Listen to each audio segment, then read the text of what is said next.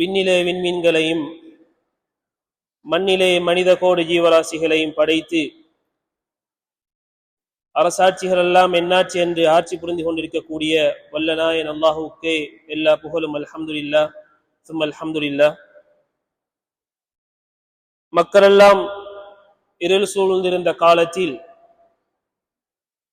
எது ஹக்கானது எது பாத்திலானது, நாம் எதற்காக படைக்கப்பட்டோம், எங்களது ரப்பு யாரு என்றெல்லாம் ஒன்றும் தெரியாது வாழ்ந்து கொண்டிருந்த அந்த காலகட்டத்தில் ஹக்கான விடயம் எது, பாத்திலானது எது, நாம் ஏன் படைக்கப்பட்டிருக்கிறோம், சொர்க்கத்துக்குரிய வழிகள் என்ன, நரகத்துக்குரிய வழிகள் என்ன என்றெல்லாம் மக்களுக்கு விளங்கப்படுத்தி அஸ்ஹாபி கன் நுஜூம், என்னுடைய தோழர்கள் வானத்தில் மின்னுகின்ற நட்சத்திரங்களுக்கு ஒப்பானவர்கள் என்று போற்றி புகழ்கின்ற அளவுக்கு ஒரு சமுதாயத்தை உருவாக்கிவிட்டு சென்ற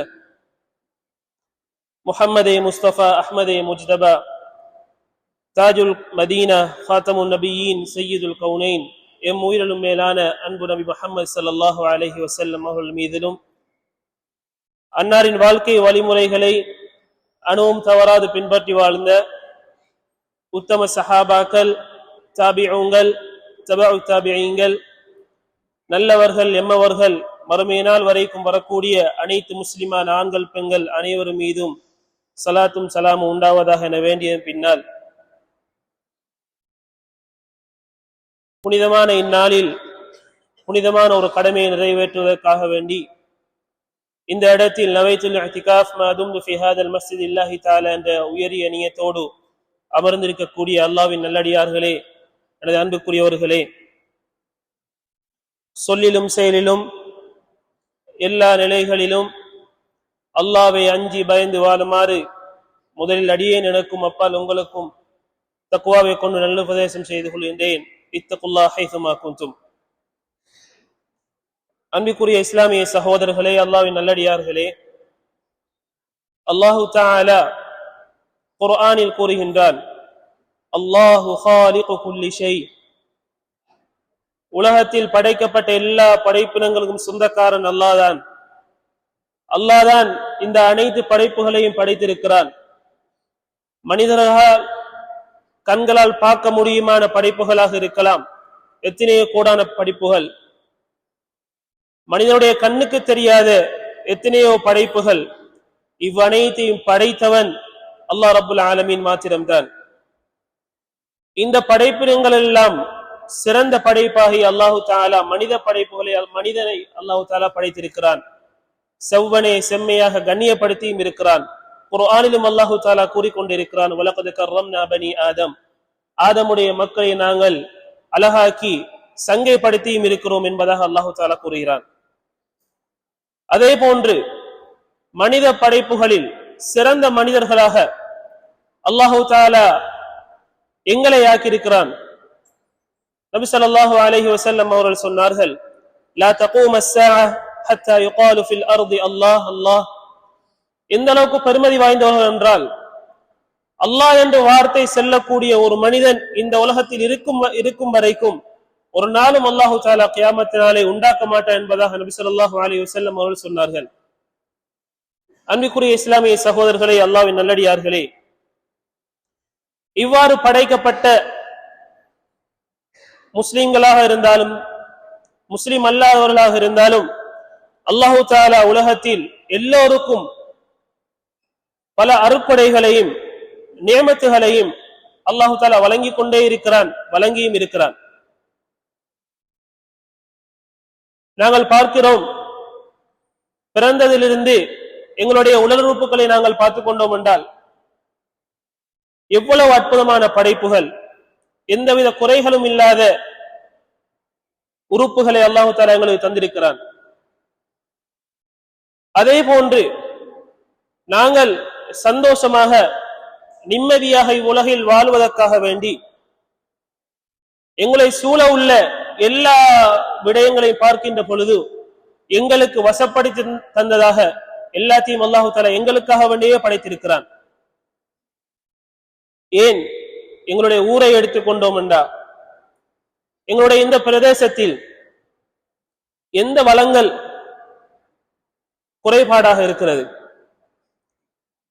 அறிவுத்துறையாக இருக்கலாம், தொழில்துறையாக இருக்கலாம், விவசாய நிலங்கள், மீன்பிடிக்க செல்லுதல், கடல், இவ்வளவு பெரும் பிரமாண்டமான ஒரு படைப்பு அல்லாஹு தஆலா எங்களுக்கு அதனை வசப்படுத்தியும் தந்திருக்கிறான். இவ்வாறு எங்களுக்கு எல்லா வகைகளையும் தரப்பட்ட எத்தனையோ நியமத்துகள், இவ்வளவு நியமத்துகள் தரப்பட்டிருந்தும் மனிதர்களுடைய வாழ்வில் எத்தனையோ பிரச்சனைகள், எத்தனையோ சோதனைகள். ஒவ்வொருவரிடத்திலும் பேய்த்து கேட்டால் வழங்கும், எனக்கு இன்ன பிரச்சனை, எனக்கு இன்ன பிரச்சனை, தொழில் ரீதியான பிரச்சனை, குடும்ப ரீதியான பிரச்சனை. இப்படி நாங்கள் ஒவ்வொருவரும் எத்தனையோ குறைகளையும் பிரச்சனைகளையும் சோதனைகளையும் ஒவ்வொரு நாளும் எழும்புகின்ற பொழுது பல கவலைகளுடன் நாங்கள் எழும்பிக் கொண்டிருக்கிறோம். அன்புக்குரிய இஸ்லாமிய சகோதரர்களே, இந்த பிரச்சனைகளை அதன் சார்ந்தவர்களிடம் போய் கேட்கின்ற பொழுது, தொழில்துறையில் பிரச்சனை ஏற்படுகின்ற பொழுது அதனை சார்ந்தவரிடம் கேட்டால், நீங்கள் இவ்வாறு செய்திருந்தால் நீங்கள் நஷ்டமடைந்திருக்க மாட்டீர்கள், உங்களது பிள்ளைகளை இவ்வாறு வளர்த்திருந்தால் உங்களுக்கு அந்த பிள்ளைகள் கட்டுப்படாமலுக்கு இருந்திருக்காது. இப்படி ஒவ்வொரு விடயங்களிலும் அதன் துறை சார்ந்தவர்கள் செல்லக்கூடிய காரணங்கள், பல காரணங்கள் இருந்தாலும் அல்லாஹுவால எங்களுக்கு குர்ஆனின் மூலம் சொல்லக்கூடிய முதல் காரணம், முதன்மை காரணம் அதுதான் அன்புக்குரியவர்களே, நாங்கள் செய்கின்ற பாவம், நாங்கள் அன்றாடம் செய்து வருகின்ற பாவம். தெரிஞ்சு செய்கின்ற பாவமாக இருக்கலாம், தெரியாமல் செய்கின்ற பாவங்களாக இருக்கலாம். இவ்வாறு செய்கின்ற பாவங்கள் தான் எங்களுடைய வாழ்வில் அதனுடைய தாக்கத்தை செலுத்திக் கொண்டிருக்கின்றன. அன்புக்குரியவர்களே, நாங்கள் நினைத்துக் கொண்டிருக்கின்றோம் பாவம் என்றால் அல்லாஹ்வுக்கு இணை வைப்பது பாவம், மது அருந்துதல், விபச்சாரம் செய்தல், பெரும் பாவங்களை மாத்திரம் நாங்கள் இவ்வளவுதான் பாவம் என்று நினைத்துக் கொண்டிருக்கிறோம். நாங்கள் வாயால் சொல்லாது விட்டாலும் எங்களுடைய செயற்பாடுகள் நாங்கள் அதனை நிரூபித்துக் கொண்டும் இருக்கிறோம். ஆனால் அன்புக்குரியவர்களே, அது மட்டும் பாவம் அல்ல. அல்லாஹ்வுடைய மார்க்கத்தை உதாசீனப்படுத்துவதும் பாவம் தான். எங்களுக்கு நாங்க எழுமினத்திலிருந்து இரவு வரைக்கும் உள்ள காலப்பகுதியில் ஒரு மனிதன் எவ்வாறு வாழ வேண்டும் என்று அல்லாஹு தஆலா எங்களுக்கு சொல்லியிருக்கிறாரோ அந்தந்த நிலைமையில் எங்களுடைய சூழலுக்கு ஏற்றவாறு இதெல்லாம் யாரு செய்யற இப்பய காலத்துல என்று நாங்க அல்லாஹ்வுடைய இந்த மார்க்கத்தை நாங்க இரண்டாம் கட்டமாக வைத்து நடப்பதும் பாவம் தான். தனிமையில் இருக்கின்ற பொழுது எங்களை யாருதான் பார்க்க போறாங்க? 4 சிவர்களுக்கு மத்தியில் இருந்து கொண்டு பாவமான போனின் மூலமாக நாங்கள் செய்யக்கூடிய பாவங்கள் சர்வசாதாரணமாக நாங்கள் ஆக்கிக் கொண்டோம். அடுத்தது, ஒரு ஆண் தனக்கு மஹரம் இல்லாத ஒரு பெண்ணுடன் தனிமையில் இருப்பது, அவர்களோட உறவை வைத்துக் கொள்வது, இவ்வாறு எத்தனையோ பாவங்கள் நாங்கள் அன்றாடம் சர்வசாதாரணமா செய்து கொண்டிருக்கிறோம். இதைவிட மேலாக போனோம் என்றா அன்றாடம் எங்களுக்கு கடமையாக்கப்பட்டுள்ள தொழுகையை நாங்கள் எடுத்துக்கொள்வோம். இந்த தொழுகை சிறிய ஒரு வருத்தம் வந்தாலும் முதலாவது நாங்க விடுவது அந்த தொழுகையைத்தான். ஆனால் தொழில் ரீதியான விஷயங்கள் எடுத்துக்கொண்டோம் என்றா எவ்வளவு கஷ்டமா இருந்தாலும் நான் இன்றைக்கு தொழிலுக்கு போகாமலுக்கு விட்டா என்னுடைய குடும்பத்தின் நிலை என்ன ஆகிறது? நான் இன்றைக்கு போனாத்தானே இன்றைக்கு என் குடும்பத்துக்கு நான் சாப்பாடு கொடுக்கலாம் என்று எவ்வளவு கஷ்டங்கள் வந்தாலும் நாங்கள் தொழில் ரீதியான வேலைகளுக்கு போறதுக்கு நாங்கள் ஆயத்தமாகின்ற அதே அளவு இபாதத்துடைய விடயங்களில் நாங்கள் கவனம் செலுத்துவதில்லை. அன்பிற்குரியவர்களே, இவ்வாறு நாங்கள் செய்து கொள்வதால், இவ்வாறு நாங்கள் பாவங்களை செய்து கொண்டு வருவதால் எங்களுக்கு ஏற்படக்கூடிய விளைவுகள் என்ன என்பதை நாங்கள் சற்று சிந்தனை செய்து பார்க்க வேண்டும். அல்லாமா இப்னுல் கய்யிம் அல் ஜௌஸி ரஹிமஹுல்லாஹ் அவர்கள் தன்னுடைய கிதாபிலே தம்முல் ஹவா எனும் கிதாபிலே பதிவு செய்கிறார்கள், ஒரு மனிதன் பாவத்துக்கு மேல் பாவங்களை செய்து கொண்டு வருகின்ற பொழுது அல்லாஹு தஆலா அவனுடைய வாழ்க்கையில் பல விளைவுகளை சந்திக்கிறான். அதில் மிக முக்கியமான விடயங்களை இங்கு குறிப்பிடலாம் என்று நினைக்கிறேன். அதில் முதலாவதுதான், ஒரு மனிதன் பெரும்பாவங்களில் ஈடுபடுகின்ற பொழுது முதலாவதாக அவனுக்கு நடக்கக்கூடிய ஆகப்பெரிய ஒரு விளைவு ஹல்உல் ஈமான். ஈமான் அவனுடைய உள்ளத்திலிருந்து, உடம்பிலிருந்து கலட்டப்படுகிறது. மது அருந்துதல், போதை வஸ்து பாவனை, விபச்சாரம் செய்தல் போன்ற பெரும் பாவங்கள் ஈடுபடக்கூடிய ஒரு மனிதனுக்கு அல்லாஹு தஆலா கொடுக்கக்கூடிய முதலாவது தண்டனை ஈமான் என்று செல்லக்கூடிய பெரும் பெருமதியான அந்த பொக்கிஷத்தை அல்லாஹு தஆலா அவன உடம்பிலிருந்து கலட்டி விடுகிறான். நபி ஸல்லல்லாஹு அலைஹி வஸல்லம் அவர்கள் சொன்னார்கள், சுனன் நசாயிலே பதிவு செய்யப்பட்டிருக்கிறது, ஒரு மனிதன் மேல் சொன்ன இந்த பெரும்பாவங்களில் ஈடுபடுகின்ற பொழுது தன்னுடைய ஆடையை, தன்னுடைய மேலாடையை உடம்பிலிருந்து எவ்வாறு கலட்டுவாரோ அவ்வாறு அவனுடைய உடம்பிலிருந்து ஈமானை அல்லாஹு தஆலா கலட்டி விடுகிறான். இந்த பாவத்தை செய்கின்ற பொழுது அவருக்குரிய மரணத்தினுடைய நேரம் வந்துவிட்டால், மரணிக்கின்ற நேரம் அவர் ஒரு இஸ்லாமியராக அல்லாது மாற்றமான முறையில் அவர் மரணம் தழுவுகின்றார். அல்லாஹு தஆலா நம் அனைவரையும் பாதுகாப்பானாக. அன்பிற்குரியவர்களே, எங்களது ஊரில் எங்களை சார்ந்தவர்கள் எத்தனையோ பேர் போதை வஸ்துக்கு அடிமையாக கொண்டிருக்கிறார்கள். இந்த நேரத்தில் அவர்கள் ஒவ்வொருவரும் சிந்திக்க வேண்டும், என்னதான் முஸ்லிமுடைய பேரோட வாழ்ந்தாலும் அவர் அந்த போதை வஸ்து பாவிக்கின்ற நேரத்தில் அவருடைய உயிர் பிரியும் என்றால் அல்லாஹ் பாதுகாக்க வேண்டும். அவர் 40 வருஷம் 50 வருஷம் முஸ்லிமாக வாழ்ந்திருந்தாலும் இறுதி முடிவு பாரதூரமான முடிவாக அமைகிறது. அன்பிற்குரிய இஸ்லாமிய சகோதரர்களே, அல்லாஹ்வின் நல்லடியார்களே, தொடர்ச்சியாக பாவம் செய்து வருகின்றவருக்கு அல்லாஹு தஆலா கொடுக்கப்படுகின்ற அவரது வாழ்வில் ஏற்படுகின்ற இரண்டாவது விளைவுதான் ஹலாவத்துல் அமல்.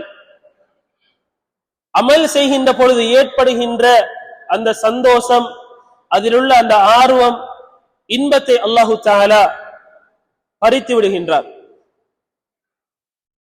இந்த விடயத்தை நாங்கள் ஒவ்வொருவரும் சிந்திக்க வேண்டிய மிக முக்கியமான விடயம். ஏனென்றால் இந்த இடத்தில் இருக்கக்கூடியவர்கள் 15 வருடம் 20 வருடம் 40 வருடம் 50 வருடங்கள் கழித்தவர்கள் இந்த இடத்தில் இருக்கிறோம். எத்தனையோ உபதேசங்கள்,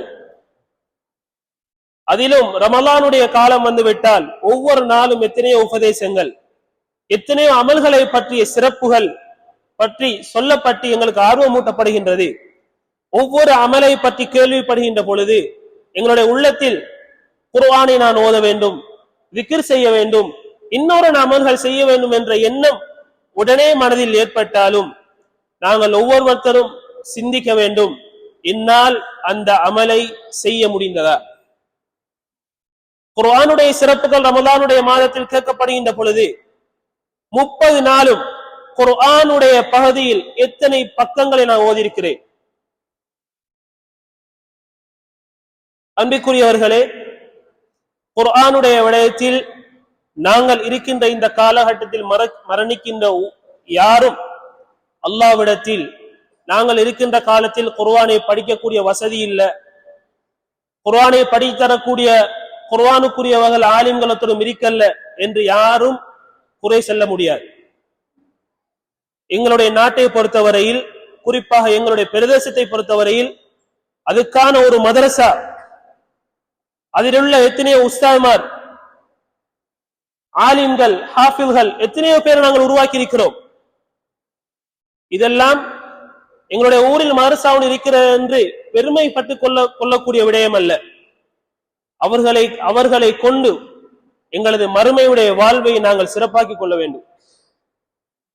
அன்பிற்குரியவர்களே, இவ்வாறு நாங்கள் எண்ணுகின்ற ஒவ்வொரு அமலும் எங்களால் செய்ய முடிகின்றதா? செய்ய முடிந்தால் சந்தோஷமான விடயம், செய்ய முடியவில்லை என்றால் நாங்கள் நினைத்துக் கொள்ள வேண்டியதான், நான் செய்து வந்த பாவங்கள் அந்த அமல்களை விட்டு என்னை தூரமாக்குகின்றது. இரவு நேரத்தின் இறுதியில் நின்று வணங்குதலை பற்றி கூடுதலான இடங்களில் பேசப்பட்டிருக்கலாம், கேள்விப்பட்டிருக்கிறோம்.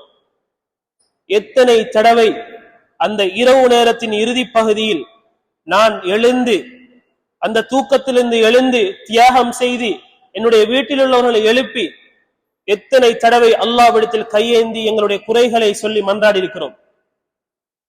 அன்பிற்குரியவர்களே,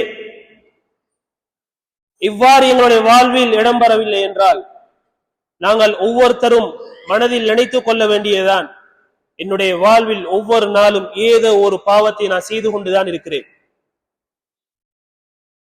நான் மேலே சொன்னது போல பெரும்பாவங்கள் மாத்திரமல்ல பாவங்கள், கண்ணால் செய்யப்படுகின்ற பாவங்கள், காதால் கேட்கப்படுகின்ற அந்த விடயங்கள் நல்லதாக இருந்தால் பரவாயில்லை, இசைகளை கேட்கின்ற பொழுது, அந்நிய உறவுகளை நாங்கள் எங்களுடைய வாழ்க்கையில் எடுக்கின்ற பொழுது, தனிமையில் நாங்கள் செய்கின்ற பாவங்கள், இப்படியாப்பட்ட அமல்களை செய்வதை விட்டும் எங்களுடைய உள்ளம் அதை விட்டும் தூரமாகி விடுகின்றது.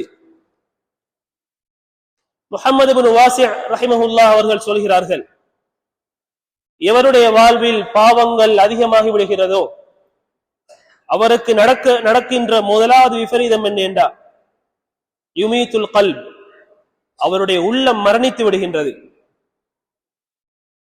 அவர் பார்வையில் உயிரோடு இருந்தாலும் அவருடைய உள்ளம் மரணித்து விடுகின்றது. இதனால் ஏற்படக்கூடிய விபரீதம் என்ன? எந்த நல்ல காரியங்களை பற்றி பேசப்பட்டாலும் அந்த இடத்தில் அவர் இருக்க மாட்டார். அது பேசப்படுகின்ற பொழுதும் என்ன பேசப்படுகின்றது என்றது கூட செவிசாய்க்க மாட்டார். ஆனால் அதற்கு மாற்றமான உலகத்தினுடைய விடயங்கள் எங்கு பேசப்பட்டாலும், எவ்வாறு நிலைமைகள் இருந்தாலும், மலைகள் பெய்தாலும் அந்த இடத்தில் நனைந்து சுகையினம் அடைகின்ற அளவுக்கு அவருடைய உடம்பு இருந்தாலும் அந்த இடத்தில் அவர் அதனை செவிசாய்ப்பதில் மிக முக்கிய கவனம் செலுத்திக் கொண்டே இருப்பார். உள்ளம் மரணித்தால் நல்ல விடயங்கள் ஒரு நாளும் உள்ளத்தில் எடுத்துக்கொள்ளப்படாது. ஷைத்தான் குடிகொள்ள ஆரம்பித்து விடுவான். ஷைத்தானியத்தான விடயங்கள் மாத்திரம்தான் அவருடைய உள்ளத்திலும் உண்டாகும், அவருடைய செயற்பாடுகளிலும் உண்டாகும். அன்பிற்குரியவர்களே, இவ்வாறு எங்களுடைய பாவங்களை நாங்கள் செய்கின்ற பொழுது இந்த இரண்டு விடயங்கள் எங்களது வாழ்க்கையில் இடம்பெற்றால் எங்களுடைய வாழ்வு, நாங்கள் வாழ்ந்தாலும் ஒரு மரணித்த மனிதனாகவே நாங்கள் வாழ்ந்து மரணிக்கிறோம். அன்பிற்குரியவர்களே, அடுத்ததாக இவ்வாறு தன்னுடைய வாழ்க்கையில் தனிமையில், கூட்டத்தில், வெளிரங்கத்தில் பாவங்கள் செய்து வருகின்ற ஒரு மனிதனுக்கு அல்லாஹு தஆலா உலகத்தில் வாழுகின்ற காலத்திலிருந்தே தண்டனை கொடுக்க ஆரம்பிக்கிறார். அதில் முதலாவது தண்டனை தான் அல்லாஹ் அவனை தண்டிக்க ஆரம்பித்திருப்பது, தண்டிப்பது அவனுக்கு அது விளங்கிக் கொள்ள இயலாத உணர்வுடன் வாழ்ந்து கொண்டிருப்பான். அதாவது எங்களுடைய எல்லோருடைய உள்ளத்திலும் உள்ள விஷயம்தான், அன்றாடம் தொழுது கொண்டு வருகிறார், நல்ல அமல்கள் செய்து கொண்டிருக்கிறார், இவருடைய வாழ்க்கையில் சோதனைகள், கஷ்டங்கள் ஏற்படுகிறது. இதற்கு மாற்றமான ஒரு மனிதனுடைய வாழ்வில் அவர் செய்கின்ற தொழில் நல்ல லாபத்தை கொடுக்கிறது, அவர் செய்கின்ற எல்லா விடயங்களும் முன்னேற்றம் அடைந்து கொண்டே போகிறது. ஒரு பாவம் செய்கின்ற ஒரு மனிதர், இவரை பார்த்து நல்லமல் செய்யக்கூடிய மனிதர் யோசிப்பாங்க, அவன் இவ்வளவு பாவங்கள் செய்தும் அவர் நல்லா தானே இருக்க, அவனுக்கு ஒரு சோதனையும் வருவதில்லையே, நான் இவ்வளவு அழகா தொழுகிறேன், நல்ல அமல் செய்கிறேன், நோன்பு காலங்கள் நோன்பு பிடிக்கன், குர்ஆன் ஓதுறேன், இருந்தாலும் என்னைக்கு வாழ்க்கையில மட்டும் சோதனை. அன்பிற்குரியவர்களே, இதைத்தான் இந்த இடத்தில் சொல்லப்படுகிறது. அவனுக்கு அல்லாஹு தஆலா தான் செய்த பாவத்தை உணரக்கூடிய சந்தர்ப்பத்தை இல்லாமாக்கி விடுகிறான். அவன் செய்யக்கூடிய பாவங்களை ஒரு புறம் இருக்க, அவனுக்கு அல்லாஹு தஆலா செல்வத்தில் செழிப்பை உண்டாக்கி கொண்டே இருக்கிறான். அவன் எதையெல்லாம் விரும்புகிறானோ அதையெல்லாம் கொடுத்து கொண்டே இருக்கிறான். இதற்கு ஒரு சம்பவமாக பனி இஸ்ரவேல் காலத்தில் நடந்த ஒரு சம்பவம். ஒரு மனிதர் சதா நேரமும் அல்லாஹுக்கு மாற்றமாகவே தனது வாழ்க்கையை அமைத்துக் கொண்ட ஒரு மனிதர், அவர் ஒரு கிறிஸ்தவ மதத்தின் ஒரு பாதிரியாகவும் இருந்தார். இந்த நேரத்தில் அவருடைய மனதில் தோன்றுகிறது, நான் எவ்வளவு பாவங்கள் செய்கிறேன், அல்லாஹ்வுக்கு மாற்றம் தானே செய்து கொண்டிருக்கிறேன், அல்லாஹ் என்னுடைய வாழ்க்கையில் ஒருவித மாற்றமும் இல்லையே, நான் நல்லா தானே இருக்கிறேன் என்று எண்ணி அவர் ரப்பிடத்திலே அவர் அதனை கேட்கிறார்.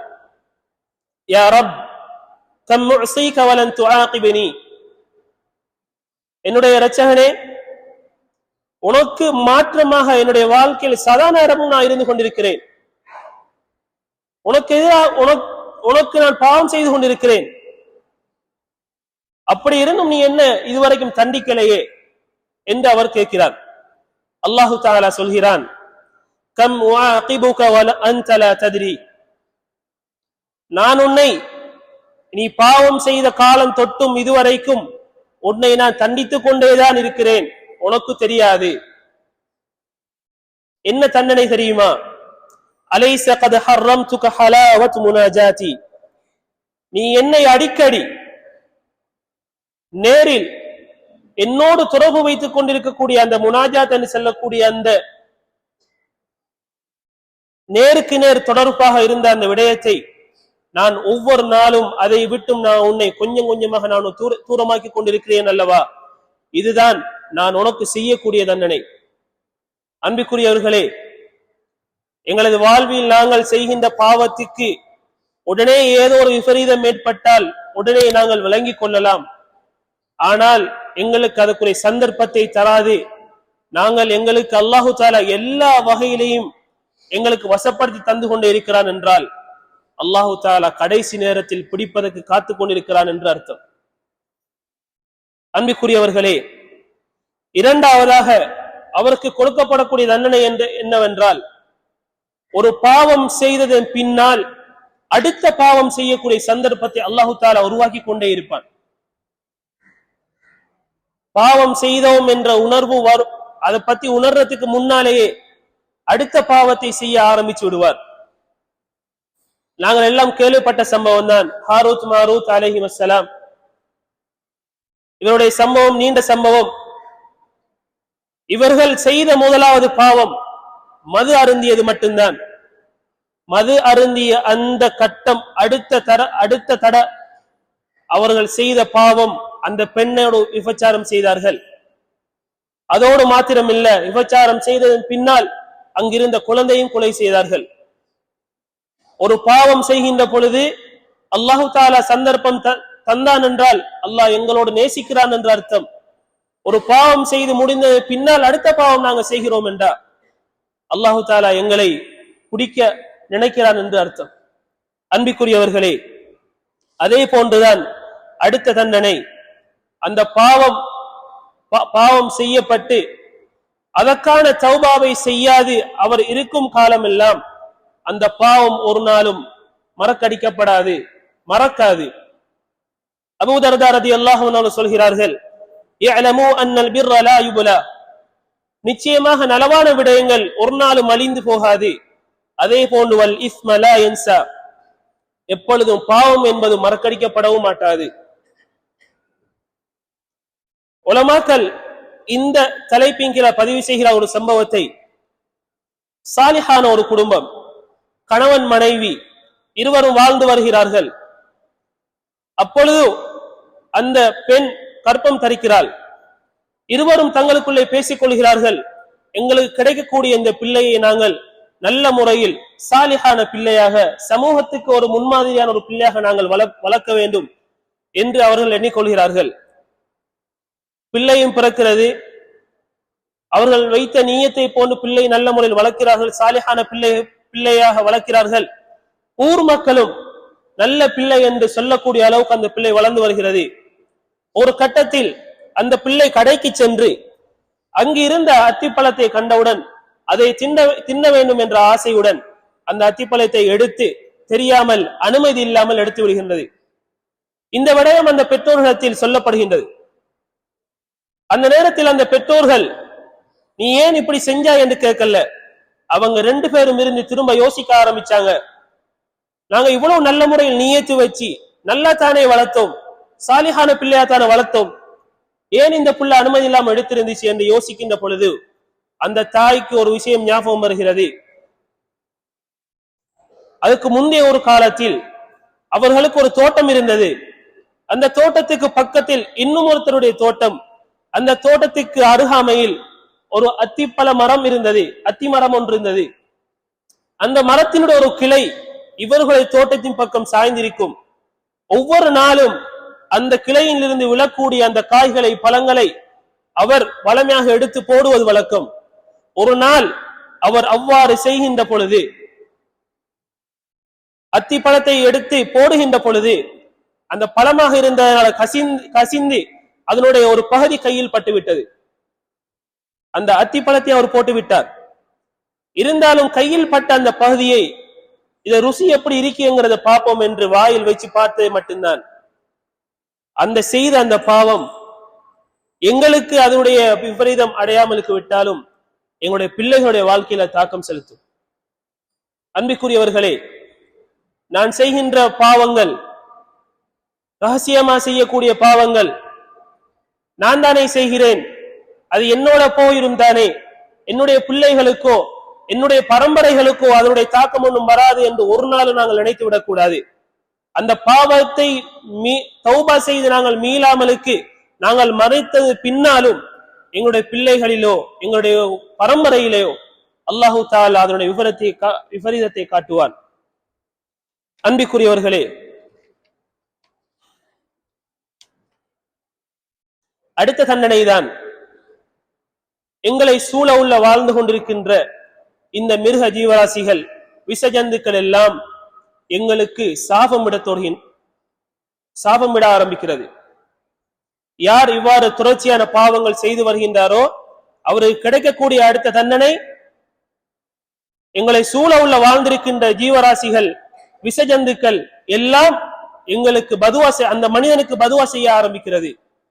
ஏனென்றால் இக்ரிமா ரலியல்லாஹு அன்ஹு அவர்கள் சொல்கிறார்கள், இந்த விஷஜந்துக்கள், ஊர்வனைகள் எல்லாம் ஏன் அந்த மனிதனுக்கு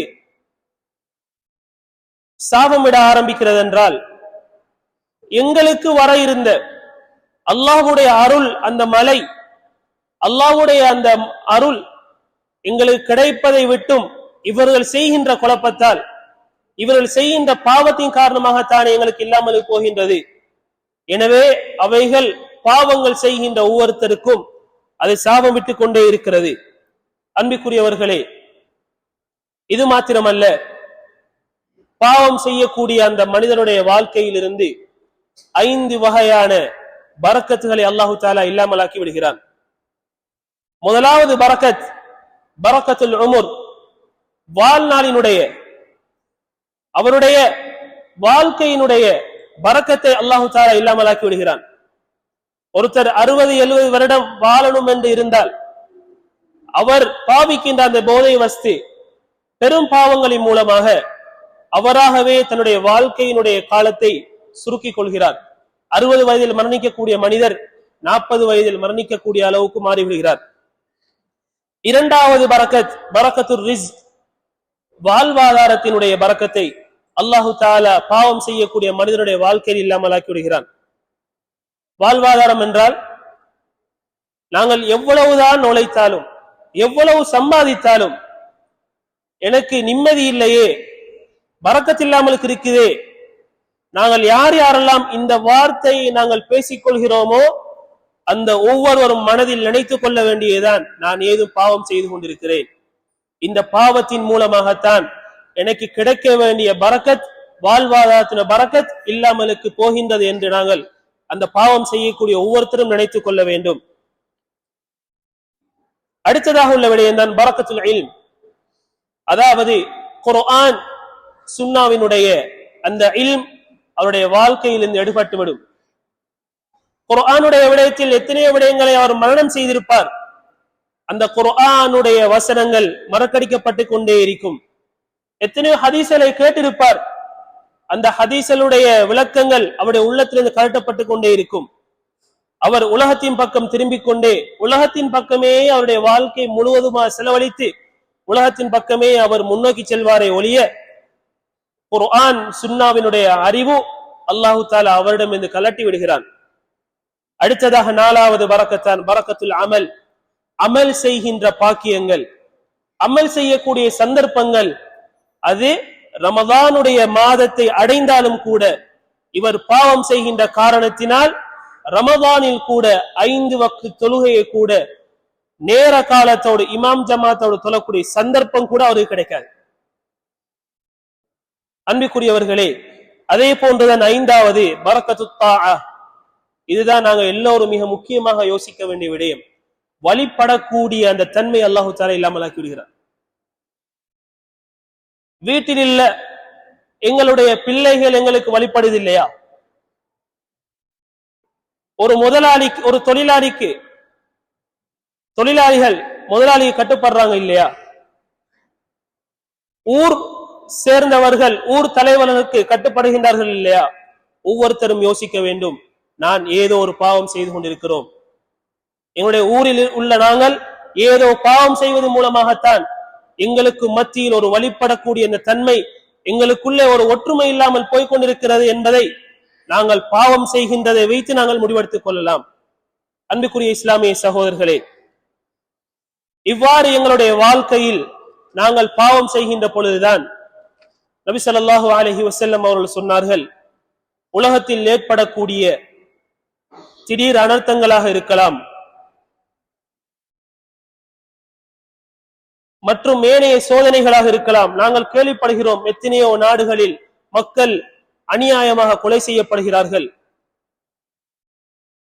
இவ்வாறு நடக்கக்கூடிய எல்லாத்துக்கும் மிக முக்கியமான காரணம், இதா கசுரல் ஹபத் வஹரல் ஃபஸாது ஃபில் பர்ரி வல் பஹர்.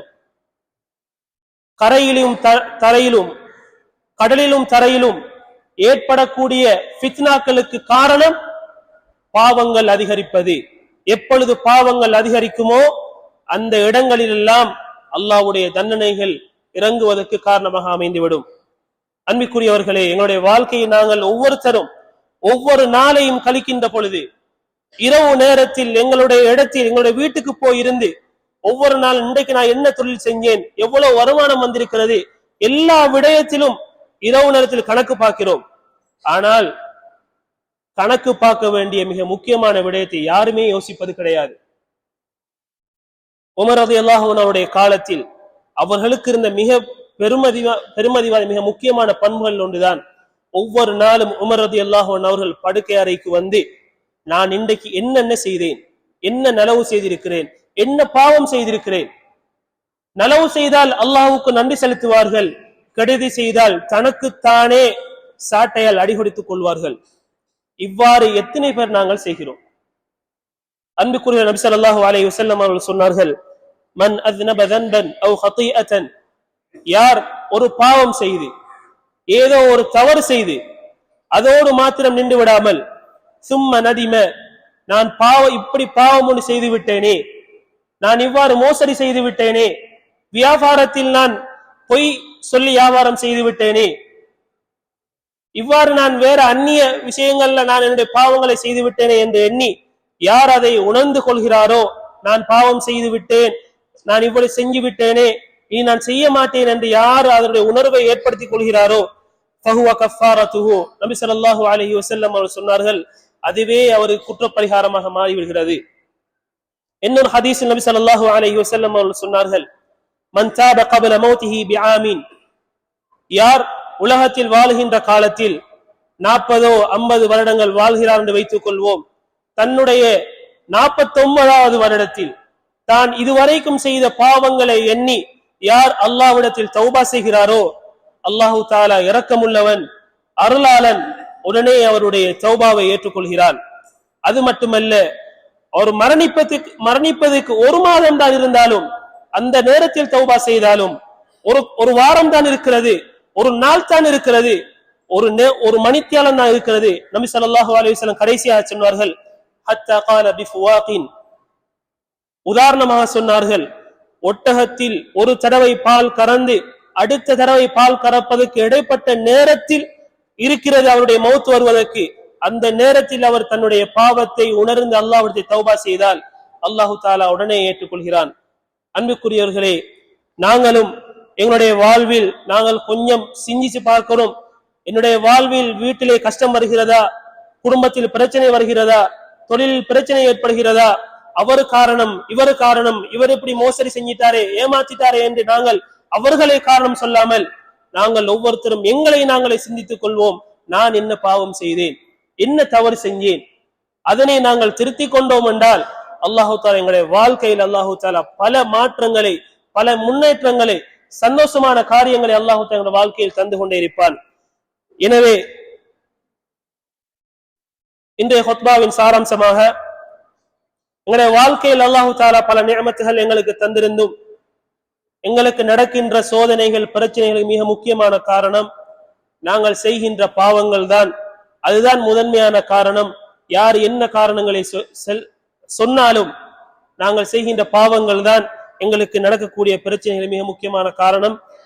பாவம் செய்வதால் ஏற்படும் விளைவுகள், ஈமான் எங்களுடைய உடம்பிலிருந்து கலட்டப்படுகிறது. அமல்களுடைய இன்பங்களை அல்லாஹு தாலா பறித்து விடுகிறான். அவருடைய உள்ளம் மரணித்து விடுகின்றது.